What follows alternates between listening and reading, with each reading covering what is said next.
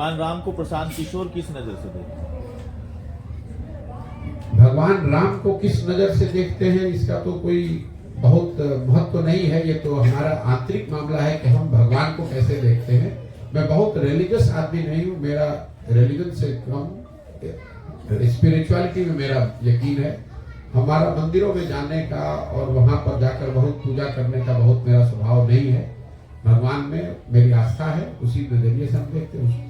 दियारा के क्षेत्र में है श्रीमान, दियारा में कटाव की बड़ी समस्या है और उस कटाव को लेकर के केंद्रीय मंत्री यहाँ गिरिराज सिंह सांसद, राशियां भेजी जाती हैं, काम होता है लेकिन ठीक नहीं होता है, समस्याएं ज्यों की त्यों रह जाती हैं। आज तो आप उसे देखने का भी कोशिश करें कम से कम इस स्थल पर। मेरे भाई हम 16 महीना से देख रहे हैं।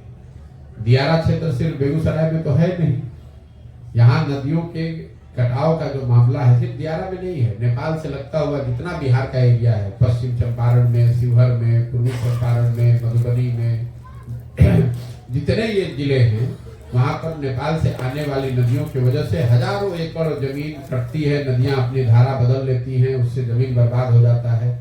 तो दियारा बिहार में 13 करोड़ जो आबादी है, आपकी जानकारी के लिए बता दूं, करीब करीब 2.25 करोड़ आबादी दियारे के क्षेत्र में रहती है पूरे बिहार में। और दियारा की समस्या पटना से जो सटा हुआ दियारा है वहां पर भी वही है जो यहाँ बेगूसराय में है। जो पटना से सटा हुआ एक दियारा, मेरे ट्विटर पे एक वीडियो है, वहां पर एक वहां के मुखिया जी ने खड़े होकर वीडियो पर ये बात कही है। पटना से 6-7 किलोमीटर दूर है। वहां किसी जमाने में कर्पूरी ठाकुर गए थे, क्योंकि कर्पूरी ठाकुर जी को अभी देश रत्न दिया गया, तो मैं आपको उदाहरण दे रहा हूँ। और कर्पूरी ठाकुर के बात को कोट करते हुए वहां के उस बूढ़े मुखिया ने कहा कि उस जमाने में कर्पूरी जी ने कहा कि इस एरिया में लोग जिंदा कैसे हैं, और वहां से लेकर आज तक उसी गांव में कोई परिवर्तन नहीं आया। तो दियारा पूरा बिहार ही पिछड़ा है, उसमें दियारा क्षेत्र में लोग और भी समस्या है। गिरिराज जी ग्रामीण विकास मंत्री हैं, यहाँ के सांसद हैं। हमको यहाँ पर बेगूसराय में चलते हुए ऐसा तो कुछ नहीं दिखा कि उनके मंत्री होने से बेगूसराय में कोई बहुत बेहतरी कहीं दिखी हो, ऐसा तो मुझे लगा नहीं, लोगों से सुनने को नहीं मिला। एक पूरी ठाकुर वाली बात जो सर आप बोले हैं, उसी पर पटना में नीतीश कुमार का भी बयान आया है कि उनसे क्या बता रहे हैं कि परिवारवाद की राजनीति हमने नहीं। चलिए ना, नीतीश कुमार के बात को आप लोग, नीतीश कुमार जब जहां है उसके हिसाब से बात करते हैं। जब भाजपा के साइड जाना होगा तो परिवारवाद दिखने लगेगा, जब भाजपा को छोड़कर लालू जी के साथ जाना होगा तो उनको संप्रदायवाद दिखने लगता है। आपको लगता है नीतीश कुमार फिर से पलटी मारेंगे? किसी को नहीं मालूम है, नीतीश कुमार को स्वयं को नहीं मालूम है कि वो कहाँ रहेंगे। जो आदमी अपने जीवन के अंतिम दौर में पहुंच गया है, वो सामाजिक राजनीतिक हर नजरिए से नीतीश कुमार का ये अंतिम दौर चल रहा है। अब अपना छटपटाहट में कभी दाएं कभी बाएं कर रहे हैं, उससे कुछ होने वाला नहीं है। अभी चुनाव होगा, नीतीश कुमार को उनकी राजनीतिक औकात बिहार की जनता दिखा देगी। मैंने पहले कहा है, आपको फिर से दोबारा कैमरे पर कह देता हूँ, आज तक मैंने अगर चुनाव को लेकर कोई भविष्यवाणी की है, बहुत मैं करता नहीं हूँ, तो शायद ही कभी गलत हो सकता है, गलत नहीं होता है। बिहार के चुनाव के नजरिए से, लोकसभा के नजरिए से मैं आपको कैमरे पर बता देता हूँ, महागठबंधन में नीतीश कुमार अगर चुनाव लड़ेंगे तो उनके दल जदयू को 5 सीट भी नहीं आएगा। और ये 2 महीने से हम बात कह रहे हैं, और उनके दल वाले भी समझ रहे हैं कि अगर प्रशांत किशोर कह रहा है तो 5 सीट नहीं आएगा। इसीलिए भगदड़ होनी है। अब भगदड़ में नेता भागते हैं ताकि उसमें नीतीश कुमार भी भाग जाते हैं, इसका कोई भरोसा नहीं है। उनको वो घबराहट बिल्कुल स्वाभाविक है, उनको दिख रही है, ऊपर से कुछ नहीं कहें। जनता ने उनका साथ छोड़ दिया है। आप लोग खुद पत्रकार हैं, आपको मालूम है जदयू को कौन वोट देगा? कोई वोट देने वाला नहीं बचा हुआ है। तो लोकसभा से पहले अपना हाथ पांव मार के फिर कोई रास्ता निकालने का कोशिश कर रहे होंगे। लेकिन अगर लोकसभा से पहले नहीं भी गए तो ये आप लिख के रखिए कि लोकसभा के बाद तो उनको आज की स्थिति जो है, तो स्थिति बदलेगी ही बदलेगी। ये जो महागठबंधन की सरकार चले, और ये हम 1-1.5 साल से कह रहे हैं, ये जो व्यवस्था है तो बहुत चलेगा तो लोकसभा तक चलेगा। लोकसभा में लोग हारेगा, फिर भागना तोड़ना शुरू हो जाएगा। हम ये पूछना चाह रहे हैं, जो अभी आप बता रहे थे कि 10 साल से आप राजनीतिक चाणक्य के रूप में पूरे देश में आप जाने जाते हैं। नहीं, हम अपने आपको कभी शब्दों से प्रयोग, हम अपना काम जो करते थे, हमने इतना कहा कि हमारी पहचान वही है जो हम काम करते हैं। जो बिहार में आप बिहार के विषय को लेकर अपने पदयात्रा को चला रहे हैं, बिहार को सुधारने के लिए, यही चीज आप 10 साल पहले क्यों नहीं सोचा था? बिल्कुल ठीक बात है, क्योंकि हम किसी मुख्यमंत्री के लड़के नहीं हैं, हम किसी प्रधानमंत्री के लड़के नहीं, बहुत बड़े बात के लड़के नहीं हैं। आप यहाँ हमारी प्रेस वार्ता में क्यों आए? क्योंकि हमने अपनी एक पहचान 10 वर्ष करके बनाई है। हमारी पहचान क्या है? हमने 10 वर्ष वो काम किया है, उससे पहले 10 वर्ष संयुक्त राष्ट्र संघ में काम किया है, वो काम किया है, पहचान बनाई है, ऐसे लोगों से संपर्क बनाया है जो हमको इस तरह के अभियान में मदद कर सकते हैं, तभी तो ये काम कर पाएंगे। अगर हम किसी मुख्यमंत्री के लड़के होते तो जिस दिन पैदा हुए पढ़ाई लिखाई भी नहीं करते और फिर भी कहते कि हम भी बिहार को सुधारेंगे। 10 वर्ष पहले अगर हम बेगूसराय या बलिया मटिहानी से गुजरते, आप हमको पहचानते भी नहीं कि कौन आदमी है। जैसे इतने सामान्य लोग हैं वैसे हम भी निकल गए होते। तो हम अपना काम करके अपनी विद्वता, अपनी समझ से जब हमने पहचान बनाई है, जब काबिलियत को क्षमता बनाई है, तभी तो आकर ये करेंगे। अब आपका कहना 10 वर्ष पहले काहे नहीं किए? 10 वर्ष पहले हमारी क्षमता नहीं थी इसलिए नहीं किए, आज क्षमता है इसलिए कर रहे हैं। विकास वैभव भी एक सवाल और ये है आपसे कि जो आप पार्टी बनाने जा रहे हैं, जो अभी आप बताएं कि एक पार्टी बनाएंगे, तो वो पार्टी क्या लोकसभा में ही चुनाव लड़ाइएगा? हमने पहली बात तो ये आप शब्दों का आप लोग मतलब बारीकियों को ध्यान नहीं देते हैं। बिहार में मुसीबत ये है कि नेता और समाज, इसमें किसी भी चीज को बारीकी से समझने की धीरे धीरे कला ही हम लोगों ने खो दी है। हमने ये कहा कि हम पार्टी बनाएंगे, हमने कहा कि इस अभियान का लक्ष्य है कि पार्टी बनाया जाए और पार्टी बिहार के लोग बनाएंगे। जब वो लोग मिलकर दल बनाएंगे तो वो तय करेंगे कि ये पार्टी का नाम क्या होगा, इसका संविधान क्या होगा, इसका नेता क्या होगा। पार्टी कब बनेगी? जब पदयात्रा पूरी हो जाएगी। अभी तो हम आधा बिहार चले, आधा बाकी है। अभी जब बिहार में पदयात्रा पूरी कर ले तभी तो पार्टी बनेगा। लोकसभा का चुनाव तो अभी 2 महीने के बाद है, तो लोकसभा के चुनाव से पहले जब दल है ही नहीं तो चुनाव लड़ेंगे कैसे? ये कह रहे थे इंडियाई जो गठबंधन में जो भगदड़ मच गया है, कल ममता दीदी छोड़ दी हैं, पंजाब में भी वहाँ घोषणा हो गया कि अकेले लड़ेंगे आप पार्टी, इस पर आपका क्या राय है? मेरी राय क्या होगी? हम आज से नहीं, जब से इंडिया गठबंधन बना है तब से देश विदेश के पत्रकार आते हैं, पूछते हैं कि आपका क्या मत है। मेरा मत जो पहले था वो अभी भी है। इस तरह के गठबंधन जिस तरह जो बनाए जाते हैं, जिसमें नेता लोग बैठ के चाय पिया, एक प्रेस कॉन्फ्रेंस किया और एक इंटेंट जारी किया कि हम लोग सब साथ में हैं, इससे जमीनी हकीकत पर, राजनीतिक सामाजिक स्थिति पर बहुत फर्क नहीं पड़ता है। जब तक आपके पास कोई नैरेटिव नहीं है, कोई मुद्दा नहीं है, कोई चेहरा नहीं है, काम करने का संगठन नहीं है, संसाधन नहीं है, तब तक सिर्फ नेताओं के साथ में बैठकर किसी गठबंधन के बना लेने से जमीन पर क्या असर पड़ेगा। और जब आप इस तरह का कोई प्रयास करेंगे, उसका असर लोगों को दिखेगा नहीं, तो फिर भगदड़ या उसमें थोड़ी बहुत गिरावट आना स्वाभाविक है। आज आए या चुनाव के रिजल्ट के बाद आए। जब मान लिए इंडिया गठबंधन बना आज से 6-7 महीना पहले, पटना से ही पटना में उसकी पहली बैठक हुई, तो यहाँ के पत्रकारों ने इतनी घोषणा, इतनी बड़ी बड़ी बात जब बन गया, अब इसमें नीतीश कुमार प्रधानमंत्री के चेहरा बन गए, कुछ हुआ? आज तक कुछ नहीं हुआ। सच्चाई यह है कि इंडिया गठबंधन का आज तक एक पब्लिक मीटिंग भी नहीं हो पाया है। आज तक 7 महीने में एक पब्लिक मीटिंग भी आप नहीं कर सके, और आप सोच रहे हैं कि पूरा देश आपके साथ खड़ा हो जाएगा। कैसे संभव है? ये तो कागजी खाना पूर्ति है। तो स्वाभाविक है जैसे जैसे चुनाव नजदीक आएगा उसकी सच्चाई लोगों को और दिखेगी। बिहार में सर कुछ हर 10 साल 15 साल पर एक नए विचार का उद्भव हो जाता है। कब हुआ था? पिछला 15 साल पहले। 15 साल पहले जातिवाद का एक उद्भव हुआ था, और उसके बाद अब आप लोग 15 साल के पहले नहीं, सवाल गलत सवाल नहीं, गलत सवाल पूरा होने दीजिए। 15 साल पहले जाति का उद्भव हुआ। हमको तो लगता है कि मंडल 1989-90 में आया था, तो 32 वर्ष हो गया।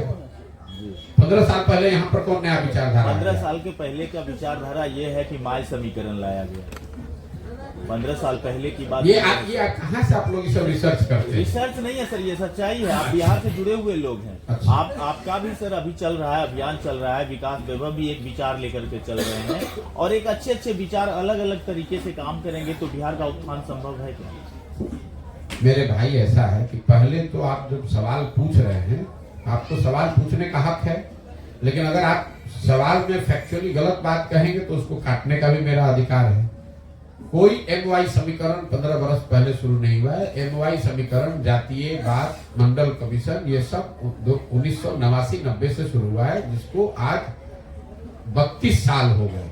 उसके परिणाम स्वरूप लालू नीतीश यहाँ पिछले 32 साल से अलग अलग फॉर्मेशन में बिहार में राज कर रहे हैं।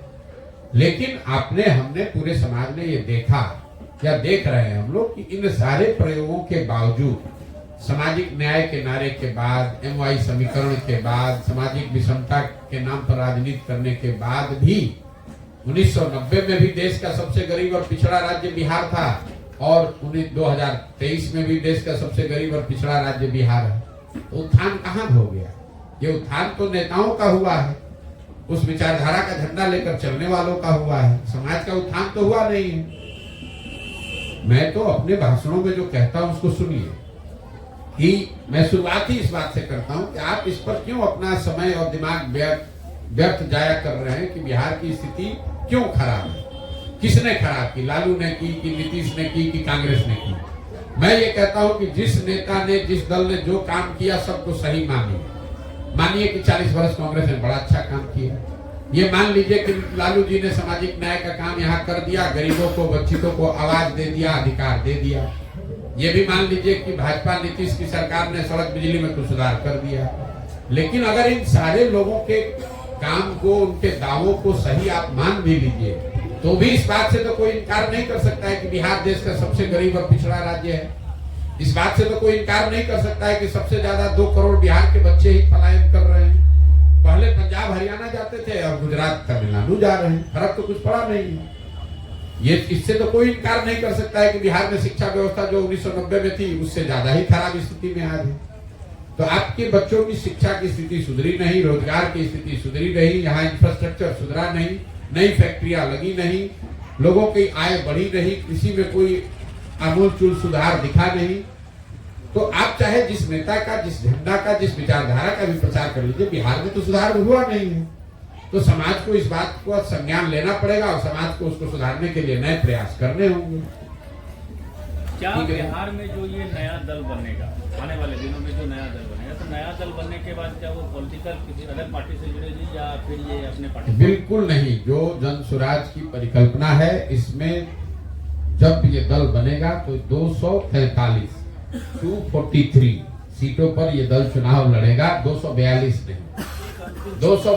नहीं, 243 सीट पर ही चुनाव लड़ेगा। किसी तरह के कोई गठबंधन आर्थिक, सामाजिक, वैचारिक आधार पर संभव ही नहीं है। अगर वो करना होता तो इतनी मेहनत क्यों कर रहे होते? कार्यक्रम को लेकर के अब ये सवाल खड़ा करने लगे हैं कि इतनी बड़ी राशि कहां से जन स्वराज ला रही है। ये सवाल आज से नहीं खड़ा हो रहा है, ये तो जब से हम चले हैं तब से कुछ लोग ये सवाल जरूर पूछते हैं, और पूछना भी चाहिए कि भाई इतने बड़े अभियान के लिए पैसा कहाँ से आता है। और पहले दिन से ये बात कैमरे पर ही मैं बता रहा हूँ कि प्रशांत किशोर, मैंने 10 बरस में जो काम पहले किया है और कई राज्यों में लोगों को, नेताओं को, दलों को जीतने में हमने उनकी मदद की है। तो जिन लोगों की हमने मदद की है उनसे पैसा लिया नहीं, तो आज उनसे वो मदद ले रहे हैं कि भाई बिहार में एक प्रयास कर रहे हैं, इस प्रयास में आप भी मदद कीजिए। और 5-6 राज्यों में जहां पर भी हमने काम किया, जहां लोग चुनाव जीते, वहां सरकार चला रहे हैं, वहां पर एक बहुत बड़ी संख्या में ऐसे लोग हैं जिन्होंने मेरा काम देखा है, जो प्रशांत किशोर को जानते हैं, वो लोग मदद कर रहे हैं। मदद इसलिए कर रहे हैं कि बिहार देश का सबसे गरीब और पिछड़ा राज्य है। बिहार में लोगों से मदद इसलिए नहीं ले रहे हैं क्योंकि यहाँ पर अगर पैसे वाले लोग मदद करेंगे तो अपने हिसाब से उस व्यवस्था को चलाने का प्रयास करेंगे। तो जो इस अभियान का लक्ष्य है कि समाज में जो सबसे बेहतर व्यक्ति हैं, चाहे वो गरीब हो, अमीर हो, अगड़े हो, पिछड़े हो, हिंदू हो, मुसलमान हो, उनके पृष्ठभूमि को न देखकर उनके जज्बे को, उनकी काबिलियत को, उनके चरित्र के आधार पर उनको चुना जाए, उनको आगे बढ़ाया जाए। इसीलिए इस अभियान में बिहार के स्तर पर पैसा उगाही नहीं होती है। इसमें पैसा उन लोग, मेरा जो 10 बरस का काम है, जिन लोगों ने मेरा काम देखा है, जिनको इस मेरे काम की वजह से, मेरे सहयोग से लाभ मिला है, उनसे मदद ले रहे हैं और इस काम को कर रहे हैं।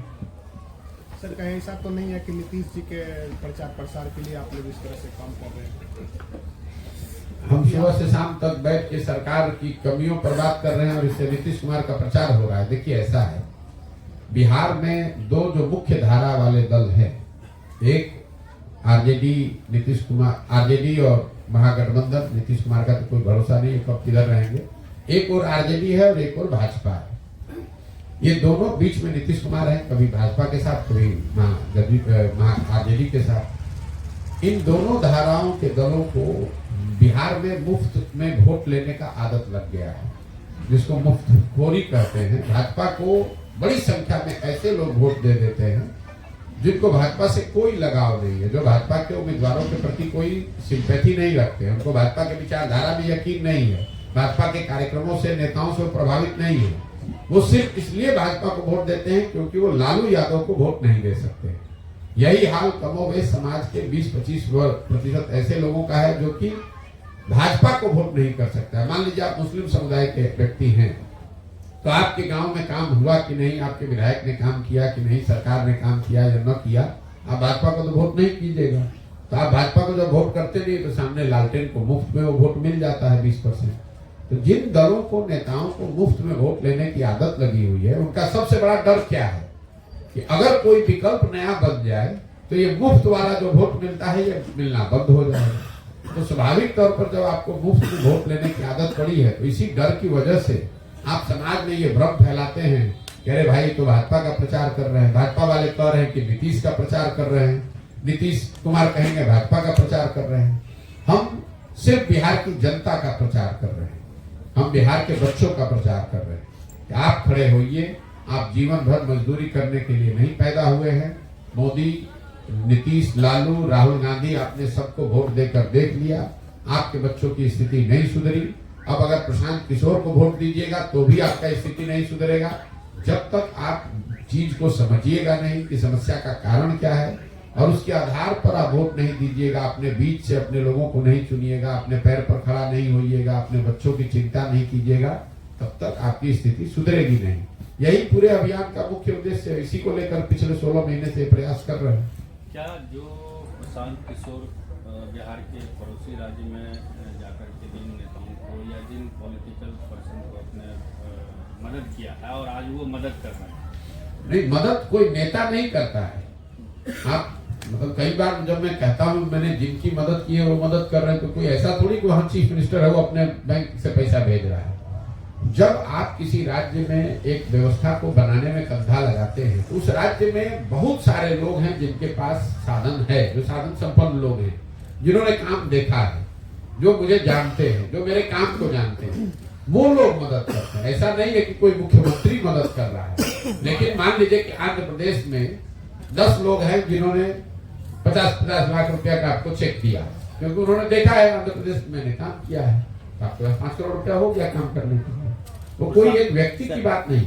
सर जिन लोगों का आप रणनीतिकार आज उनके विरोध में बिगुल फूक रहे हैं, नहीं, ये आपकी सोच है। हम ना किसी के पक्ष में है ना किसी के विपक्ष में। बिहार में तो आप थे ना, हम भैया नीतीश कुमार क्यों, हमने 14 में मोदी का भी अभियान हमने चलाया, यही बात मैं नीतीश कुमार का भी चलाया है। लेकिन 10 बरस वो काम करने के बाद हमने ये देखा कि जो दल और नेता जीतते हैं उससे जनता का जीवन नहीं बदलता है। बिहार में 15 में हमने नीतीश कुमार की मदद की, वो चुनाव जीते। 7 निश्चय की परिकल्पना भी मैंने करवाई, बिहार विकास मिशन की स्थापना भी करवाई, लेकिन उससे तो बिहार नहीं सुधरा। तो अब अगर मान लीजिए कि हमने जो पहला प्रयास किया उससे बिहार में बेहतरी नहीं आई, तो मेरे पास 2 विकल्प है, हम हाथ पर हाथ धरे बैठ जाएं या उससे बेहतर प्रयास करने की कोशिश करें। तो मेरी नजर से उससे जो बेहतर प्रयास है वो प्रयास करने के दिशा में हम काम कर रहे हैं और अपनी जिंदगी का सब कुछ दांव पर लगा कर रहे हैं। सर, जन स्वराज का जो अभी संस्थापक सदस्य का जो अभियान चल रहा है उसमें लोग कैसे जुड़ सकेंगे? नहीं, जन स्वराज संस्थापक सदस्य आप जुड़ सकते हैं फोन करके। हमारे जो जन स्वराज का जो कार्यालय है 91-216 पर अगर आप फोन करेंगे तो फोन करके आपको संस्थापक सदस्य कैसे बनना है इसकी जानकारी मिल जाएगी और आपको संस्थापक सदस्य बनाया जा सकता है। दूसरा, इंटरनेट के जरिए भी आप जाकर ऑनलाइन भी रजिस्टर कर सकते हैं। तीसरा, जो लोग रास्ते में कैंप में मिलते हैं वो लोग पर्ची कॉपी पे अपना लिख कर भी दे सकते हैं। तो दोनों तीनों तरीकों से लोग संस्थापक सदस्य बन सकते हैं। अभी तक जो हम लोग पदयात्रा में चले हैं, हर जिले में करीब 55 से 60 हजार लोग ये जन स्वराज के संस्थापक सदस्य बन रहे हैं। बेगूसराय में भी ये नंबर 50,000 से ऊपर का ही है। बिहार में विकास को लेकर के आपके पास क्या विजन है? बिहार में विकास को लेकर विजन ये है कि जो विकास का मॉडल रोजगार है, समेत बता रहा हूं, जब तक लोग नहीं समझेंगे, आप विकास की बात कर रहे हैं, जो जिनके गांव में सड़क नहीं है, जिनके गांव में पानी नहीं है, जिनके बच्चों के पास पढ़ाई नहीं है, जिनके बच्चों के पास रोजगार नहीं है, वही आदमी जब रोजगार को छोड़कर वोट दे रहा है जात के नाम पर, तो उसका विकास कैसे होगा? आप बता दीजिए। ये तो गांव में आप जाते हैं, लोग बता रहे भैया हमको सड़क नहीं है। मान लीजिए मैं अभी कल आ रहा हूँ मुस्लिम गांव से घूमकर, और मुसलमान गांव के लोग कह रहे हैं कि भैया ये सड़क की हालत बहुत खराब है। तो मैं उनको ये पूछता हूँ कि बात तो ठीक है, सड़क नहीं है, सड़क बननी चाहिए, लेकिन सड़क का मंत्री कौन है? तेजस्वी यादव। आपने पहले उसको वोट किया, उसने सड़क नहीं बनाया, फिर अगले चुनाव में उसी को जाकर वोट दीजिएगा, तो फिर सड़क कैसे बनेगी? तो जब तक आप ये राजनीतिक बंधुआ मजदूरी नहीं खत्म कीजिएगा, चाहे वो बंधुआ मजदूरी आप जात के नाम पे करते हैं, धर्म के नाम पर करते हैं, मंदिर के नाम पर करते हैं, भाजपा के डर से लालू जी का करते हैं, लालू जी के डर से भाजपा क्या करते हैं, कर तो रहे हैं आप राजनीतिक बंधुआ मजदूरी ही, क्योंकि आप काम के आधार पर वोट तो करते नहीं है। अगर भाजपा ने यहाँ कोई फैक्ट्री लगा दी होती तब आप वोट करते, वो समझ में आता, लेकिन वोट तो यहाँ पर लोग मोदी जी के नाम पर करेंगे, धर्म के नाम पर करेंगे, मंदिर के नाम पर करेंगे, तो आपके यहाँ फैक्ट्री कैसे लगेगा? जब मंदिर की बात आती है तो हाल ही में जो अयोध्या में राम मंदिर में प्राण प्रतिष्ठा हुई, आप उसको धर्म के नजरिए से देखते हैं या राजनीतिक नजरिए? भैया मंदिर की जो प्राण प्रतिष्ठा हुई है वो तो धार्मिक अनुष्ठान ही है। करने वाले लोग जो जिन लोगों ने अनुष्ठान किया वो लोग राजनीतिक हैं। स्वाभाविक है जब इतनी बड़ी कोई घटना होती है, सो कॉल्ड वर्षों के दशकों के संघर्ष के आंदोलन के बाद अगर कोई मंदिर बना है तो उससे जुड़े हुए लोग उसका लाभ अपने अपने तरीके से सब उठाना चाहे। जो वहां पर बाहर दुकान चला रहा है अपना समोसा चाय बेचकर फायदा उठा रहा है, जो वहां पर रहने वाला होटल चला रहा है होटल का रेट बढ़ाकर पैसा कमा रहा है, जो गाड़ी चला रहा है वो गाड़ी चलाकर पैसा कमा रहा है, जो मंदिर से जुड़े हुए लोग हैं वो उस हिसाब से कमा रहे हैं, जो राजनीतिक लोग जुड़े हुए अपनी राजनीतिक लोग किसे उसका फायदा उठा रहे हैं।